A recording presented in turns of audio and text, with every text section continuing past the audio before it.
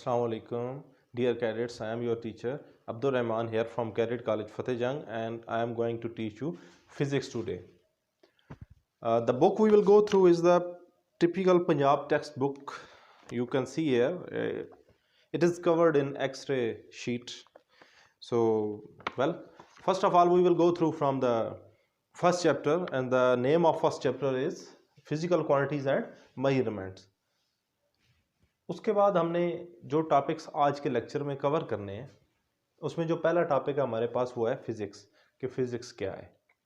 The second topic is branches of physics. Third topic जो हमने cover करना है इसमें वो है फिजिकल क्वांटिटीज़ क्या होती हैं, फिर उनकी कितनी टाइप्स हैं। उसके बाद हमने यूनिट्स को स्टडी करना है, फिर ये किस तरह मर्ज़ वजूद में आए, उसके लिए सिस्टम इंटरनेशनल क्या बनाया गया, और आखिर में हमने उसकी टाइप्स को स्टडी करना है। तो सबसे पहले मैं आपको बता दूं कि फिजिक्स की जो डेफिनेशन है वो पेज 3 पे मौजूद है। ब्रांचेस ऑफ फिजिक्स पेज 3 पे साइड पे ये येलो बॉक्स में बनी हुई है। नेक्स्ट हमारे पास फिजिकल क्वांटिटीज़ और उसकी टाइप्स पेज नंबर 4 और 5 पे मौजूद है। फिर हम बात करते हैं यूनिट्स की और सिस्टम इंटरनेशनल की बात करते हैं तो और उसकी टाइप्स ये हमारे पास पेज 5 और 6 पे मौजूद है। तो सबसे पहले हम स्टार्ट लेते हैं कि फिजिक्स क्या है। तो फिजिक्स के लिए आपको सबसे पहले इंट्रोडक्शन टू फिजिक्स ये पेज ओपन करना है। इसमें आपके पास यहाँ पे डेफिनेशन आ जाएगी। तो इस डेफिनेशन को हम स्टडी करते हैं। तो सबसे पहले हम मूव करते हैं अपने पहले टॉपिक जो कि फिजिक्स है उसकी। Dear cadets, today the first topic we will cover is what is physics, और यही हमारा पहला क्वेश्चन भी है और इसी को आपने अपने नोट्स में भी इसी से बनाने हैं और इसको याद भी करना है। What is physics? Physics is the study of matter and energy and their relationship. Physics दो चीज़ों के बारे में स्टडी है। कौन कौन सी दो चीज़ें? मैटर, मादा। मादा की 3 स्टेट होती हैं, सॉलिड, लिक्विड, गैस।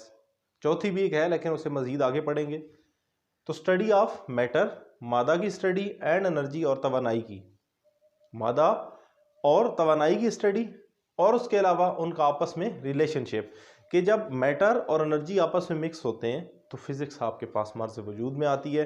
ये थी हमारे पास बेसिक फिजिक्स की डेफिनेशन। इसी तरीके से हऊ बहू आपने लिखनी है और उसके बाद आपकी जो फिजिक्स की डेफिनेशन आपके पेज नंबर 3 और पेज नंबर 3 में ये मैंने ब्रैकेट में किया है इसको, ये आपको स्क्रीन पे जो है वो नज़र आ जाएगा।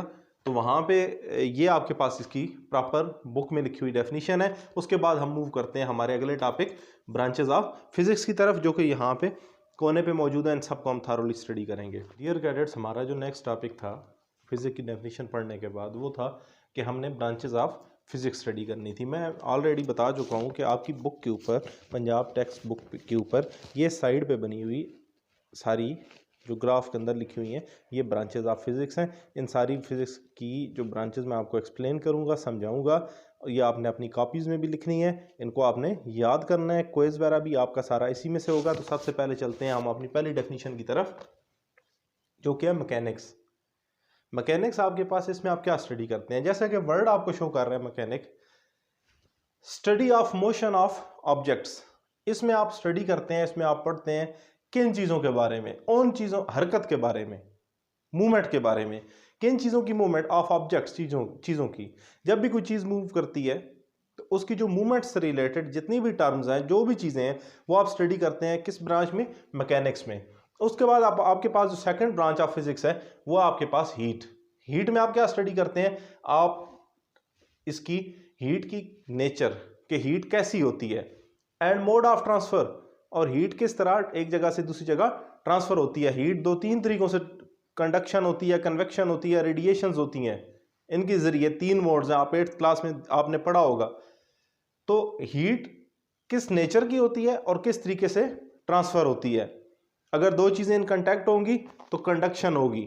अगर एक चीज़ परे पड़ी है, दूसरी इधर दरमियान में मीडियम हवा है तो कन्वेक्शन होगी। और अगर दरमियान में मीडियम क्या हो? खला हो, तो रेडिएशन के ज़रिए ट्रांसफ़र होती हैं। तो ये mode of transfer of heat जब आप स्टडी करते हैं और हीट की नेचर को स्टडी करते हैं तो ये आपके पास ब्रांच जो कहलाती है फिजिक्स की, ये हीट। उसके बाद हम मूव करते हैं साउंड की तरफ। तो साउंड किस तरीके से पैदा होती है? प्रोडक्शन, पैदा होना, कि साउंड का पैदा होना, प्रॉपर्टीज़ की क्या खसूसियात हैं, एंड वेव्स, और जो साउंड है ये वेव की शक्ल में मूव करती है। तो ये जब डिटेल इनके बारे में स्टडी करते हैं तो वो आपके पास साउंड फिजिक्स कहलाती है। उसके बाद हमारी जो नेक्स्ट ब्रांच है लाइट। लाइट का जो दूसरा नाम फिजिक्स में इस्तेमाल होता है और इंग्लिश में वो है ऑप्टिक्स।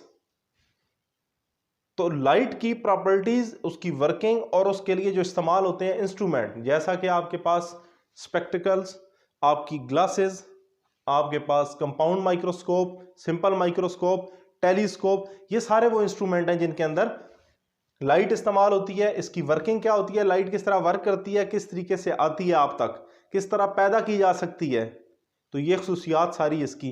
फिर लाइट जब मिलती है तो क्या बनाती है, तो ये इस तरह की तमाम प्रॉपर्टीज जब आप स्टडी करने जाएंगे तो वो आपके पास लाइट फिजिक्स कहलाएगी। तो ये हमारे पास पहली 4 ब्रांचेस थी। अब हम मूव करते हैं नेक्स्ट ब्रांचेस की तरफ। डियर कैडेट्स, हमारा जो नेक्स्ट ब्रांच आ रही है हमारे पास वो है इलेक्ट्रिसिटी एंड मैग्नेटिज्म। 2 वर्ड, एक है इलेक्ट्रिसिटी आपके पास, दूसरा मैग्नेटिज्म। इलेक्ट्रिसिटी आपके पास क्या होती है, बिजली। मैग्नेटिज्म मकनातसियत, जो प्रॉपर्टी आ जाती है किसी भी कंडक्टर के पास कि वो लोहे की चीज़ को अपनी तरफ अट्रैक्ट कर सके, ये मैग्नेटिज्म होता है। तो इलेक्ट्रिसिटी और मैग्नेटिज्म का आपस में जो रिलेशन है उसको आप इलेक्ट्रिसिटी और मैग्नेटिज्म कहते हैं। कैसा रिलेशन, जब भी किसी लोहे की चीज़ के अंदर से इलेक्ट्रिसिटी पास हो तो या तो वो परमानेंटली पक्का पक्का या वो कुछ वक्त के लिए मैग्नेट बन जाता है। तो इन दोनों चीज़ों का आपस में स्टडी मिक्सचर, ये आपके पास इलेक्ट्रिसिटी और मैग्नेटिज्म होता है। बच्चों आप देखें जो जनरेटर चलता है वो भी इलेक्ट्रिसिटी और मैग्नेटिज्म पे काम करता है। इलेक्ट्रिक मोटर, बिजली की पानी वाली मोटरें जो हमारे घरों में लगी होती हैं वो भी इलेक्ट्रिसिटी और मैग्नेटिज्म पे, इसी प्रिंसिपल पे, इसी कानून पे काम करती हैं। नेक्स्ट हमारे पास है एटॉमिक फिजिक्स। नाम से जाहिर हो रहा है एटम, और एटम के अंदर मौजूद जितने भी पार्टिकल हैं उनको जब हम स्टडी करने लगते हैं तो वो हमारे पास होगी atomic physics. Structure, study of structure of atom and particle in it, उसके अंदर पार्टिकल। साइंटिस्ट का स्टार्ट में ये बिलीव था कि जो एटम है वो स्मॉलेस्ट पार्टिकल है। उसके बाद जब रिसर्च होना शुरू हुई तो पता चला कि it is not the smallest particle, इसके अंदर मजीद एक पार्टिकल मौजूद है। वही हमारी अगली ब्रांच ऑफ फिजिक्स है, न्यूक्लियर फिजिक्स। न्यूक्लियर फिजिक्स क्या है, स्टडी ऑफ न्यूक्लियस। भाई न्यूक्लियस क्या होता है, जब भी हमारे पास, अगर मैं ड्रा करूं तो मेरे पास अगर एटम एक मौजूद है तो उसके बिल्कुल सेंटर के अंदर न्यूक्लियस मौजूद होगा। अगर ये आपके पास एटम है तो ये आपके पास न्यूक्लियस होगा, और न्यूक्लियस के इर्द गिर्द रिवॉल्व करने वाले पार्टिकल्स होते हैं, उन पार्टिकल्स को हम इलेक्ट्रॉन्स कहते हैं। तो स्टडी ऑफ न्यूक्लियस, और न्यूक्लियस के गिर्द रिवॉल्व करने वाले जो पार्टिकल इलेक्ट्रॉन्स हैं उनकी स्टडी आप करते हैं न्यूक्लियर फिजिक्स में। उसके बाद आपके पास जो नेक्स्ट ब्रांच आती है वो है plasma physics. Plasma physics is the 4th state of matter. ये मादा की चौथी किस्म होती है, जो मैंने पहले आपको नहीं बताई, अभी एक्सप्लेन करता हूँ कैसे ये 4th स्टेट है। और फिर उसके बाद एंड इट्स प्रोडक्शन, और इस 4th स्टेट को पैदा कैसे किया जाता है। इसको पैदा करने का बड़ा आसान तरीका, हमारे पास गैस जो है, कोई भी गैस, उसके अंदर से जब इलेक्ट्रिक करंट को पास कराया जाए, गैस आप किसी जार में लें और उसके अंदर से इलेक्ट्रिक करंट को पास कराएं तो गैस अपने आयंस में टूट जाती है, पॉजिटिव और नेगेटिव आयंस में। तो ये आपके पास जो उस वक्त स्टेट बनती है वो मैटर की 4th स्टेट होती है। गैस ऑलरेडी एक स्टेट है, तो गैस के अंदर से जो इलेक्ट्रिसिटी पास करे तो गैस ने अपने आयंस में टूट जाना है, आयन में टूटने की वजह से 4th स्टेट ऑफ मैटर जो है वो प्रोड्यूस होती है। तो plasma physics is the 4th state of matter, और इसके पैदा होने के तरीके आप स्टडी करते हैं।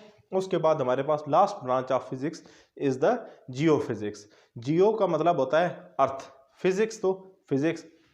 तो जब आप फिजिक्स के तमाम प्रिंसिपल, कानून आप ज़मीन के ऊपर अप्लाई करें तो ये जियो फिजिक्स कहलाती है। और जियो फिजिक्स क्या है, इंटरनल स्ट्रक्चर ऑफ अर्थ की स्टडी को आप जियो फिजिक्स कहते हैं। ज़मीन के ऊपर नहीं, ज़मीन के अंदरूनी साख्त को जब आप स्टडी करते हैं तो वो आपके पास बनती है जियो फिजिक्स। तो सबसे पहले आप अपनी नोटबुक में फिजिक्स लिखेंगे, what is physics, study of matter and energy and there relation. उसके बाद आप हेडिंग देंगे टाइप्स ऑफ या ब्रांचेस ऑफ फिजिक्स। तो फिर उसमें ये सारी ब्रांचेस आपने लिख देनी है, याद करनी है। नेक्स्ट क्वेश्चन क्वेज सारे इन्हीं में से ही आने। डियर कैडेट्स, हमारा जो नेक्स्ट टॉपिक है वो मैंने जैसे आपको बताया था वो है फिजिकल क्वांटिटी। सबसे पहले हमने फिजिक्स पढ़ा, फिजिक्स की ब्रांचेस पढ़ी, और उसके बाद हमारे पास physical quantity on the page number 4 ये लिखा हुआ है, बिल्कुल टॉप पे इसकी डेफिनेशन मौजूद है। फिजिकल क्वांटिटीज़ क्या होती हैं? ऑल मेजरेबल क्वांटिटीज़, वो तमाम, पहले तो बताऊं मैं आपको फिजिकल क्वांटिटीज़ क्या होती हैं। फिजिकल क्वांटिटीज़ का मतलब है तबई मिकदारें। फिजिकल क्वांटिटीज़ हर वो मिकदार जिसकी पैमाइश की जा सके। ऑल मेजरेबल क्वांटिटीज़ वो तमाम मिकदारें जिनको आप पैमाइश जिनकी कर सकें, वो आपके पास कहलाती हैं physical quantities. Physical quantities are divided into two parts, दो हिस्सों में इनको तकसीम किया गया है। बिल्कुल अगले पेज 5 के टॉप पे आप देख सकते हैं, one is the base quantity and the other one is derive quantity. Base और डिराइव क्वांटिटीज़ इनकी एग्जांपल्स हैं। तो हम पढ़ते हैं बेस क्वांटिटीज़ कौन सी होती हैं। बेस क्वांटिटीज़ वो क्वांटिटीज़ होती हैं on the basis of which, जिसकी बुनियाद पर अदर क्वांटिटीज़ आर एक्सप्रेस्ड, दूसरी क्वांटिटीज़ की आप वजाहत करते हैं। बेस क्वांटिटीज़ वो मिकदारें हैं जो, बेस तो वैसे बुनियादी मिकदारें, बेस क्वांटिटीज़ वो मिकदारें हैं जिनकी बुनियाद पर दूसरी मिकदारों को आप एक्सप्लेन करते हैं। इनकी टोटल तादाद 7 है। और मिसाल के तौर पे लेंथ, मैस, टाइम, ये आपके पास बेस क्वांटिटीज़ हैं। अगर मैं बिल्कुल सादे अल्फाज में बताऊं, बेस क्वांटिटीज़ वो मिकदारें हैं, ये आपके पास वो क्वांटिटीज़ हैं जो कायनात के अंदर पहले से मौजूद थी। इंसान सफ़र करता था, चलता था, तो उसे ये पता होता था कि मैंने कोई सफ़र तय किया, लेकिन लेंथ में उसे नहीं पता होता था कितने किलोमीटर, लेकिन ये क्वांटिटी मौजूद थी। उसके बाद हम किसी चीज़ को उठाते हैं, उठाने से हमें वज़न महसूस होता है, तो इसका मतलब वो चीज़ मैस रखती है। थर्ड, टाइम, सूरज का निकलना सुबह और शाम को गुरूब हो जाना, ये कुछ वक्त लगता है, लेकिन इंसान को शुरू में नहीं पता था इस वक्त का, लेकिन बाद में फिर हमने सेकंड्स, घंटे और सालों तक टाइम निकाल लिया। तो ये तरीका हो गया। नेक्स्ट हमारे पास जो है वो है डिराइव क्वांटिटीज़। डिराइव क्वांटिटीज़ क्या हो? डिराइव क्वांटिटीज़ आर डिराइव्ड, पहले तो लफ्ज़ डिराइव बताऊँ, माखूज, माखूज का मतलब अखज़ करना, निकालना, कहाँ से निकाली जाती हैं। These quantities are derive from base quantities, इनको बेस क्वांटिटी से निकाला जाता है और इनकी भी टोटल तादाद 7 है। इसका मतलब कैसे निकाला जाता है? दो बेस क्वांटिटीज़ मिलती हैं तो तीसरी आपके पास जो क्वांटिटी बनती है वो डिराइव होती है। तो इस तरीके से कुछ बेस क्वांटिटीज़ के मिलने से जो क्वांटिटी हमारे से वजूद में आए वो आपके पास डिराइव क्वांटिटी होती है। फोर्स, एक्सेलरेशन, प्रेशर, ये कुछ मिसालें हैं आपके पास डिराइव क्वांटिटीज़ की।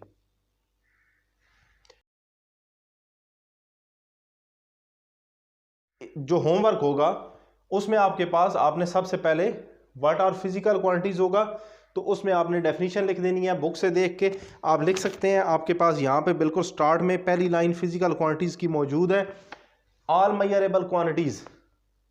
नेक्स्ट आपके पास there are two types of physical quantities, base quantities and derive. तो पहले बेस की डेफिनेशन लिखेंगे और उसके बाद आप डिराइव क्वांटिटी की डेफिनेशन लिख देंगे, तो आपका ये सवाल जो है वो मुकम्मल हो जाएगा।